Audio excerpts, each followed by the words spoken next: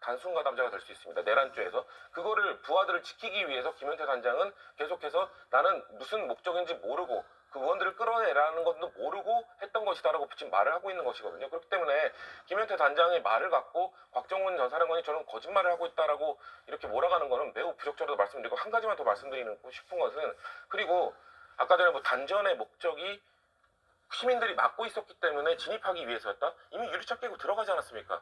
유리창 깨고 들어가서 단전을 한 건데 그게 무슨 의미가 있죠? 시민들은 물리적으로 막고 있었는데 유리창을 깨고 이미 들어갔는데 단전을 해서 들어갈 수 있는 활로가 또 뚫리나요? 전혀 상관없는 이야기를, 단전의 목적은 명백합니다. 김현태 단장은 그냥 단전하라는 명령을 들은 거고, 곽정문 사령관은 의결 종족수라는 단어는 한 번도 바뀌지 않았기 때문에 어떻게든 의결 종족수를 막아라. 그러면 곽정문 전 사령관이 왜 갑자기 단전을 생각했겠습니까? 그걸 막기 위한 것이라는 것을 말씀드리고 싶고, 그렇기 때문에 자꾸 저는 곽정문 전 사령관을 거짓말하는 사람으로 뭐라고 정말 함부로 얘기하면 안 된다고 다시 한번 말씀드리겠습니다. 근데 이제 이게 저희가 한 사람에 대한 인격적 평가하는 자리가 아니에요.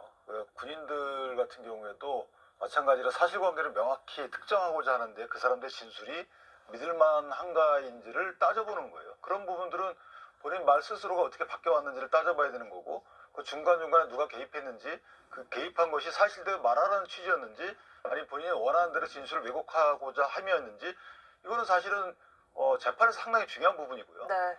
따라서 곽정문 전 사령관의 경우에는 말이 바뀐 부분 때문에 문제가 되는 거죠. 본인이 일관적인 말이었으면 이게 문제가 안 될 거고, 또한 본인 신분이 군인이기 때문에 군인은 말을 함부로 바꾸지 않습니다. 저도 장교 생활을 해봤지만 하달받은 명령에 대해서는 단어를 정확히 써요.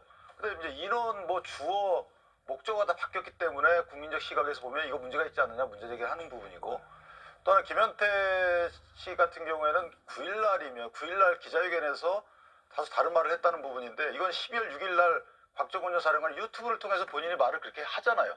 나한테 명령을 하신 분이 곽정문 전 사령관이 김현태 장관한테 명령을 하신 분이잖아요.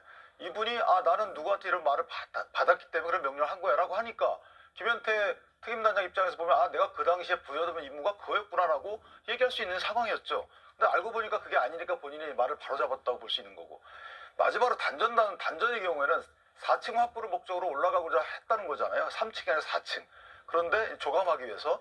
근데 그걸 막고 있으니까 아마 그런 조치를 취할 수 있는 여건은 됐었던 부분이고, 계엄 해제 요구 결의를 못하게 하려고 했던 부분이 아닌 것이 자명한 것이, 민주당 특조위원들의 진술에 따르더라도 이게 1월 4일 날 1시 3분에 해제 요구 결의안이 통과됩니다.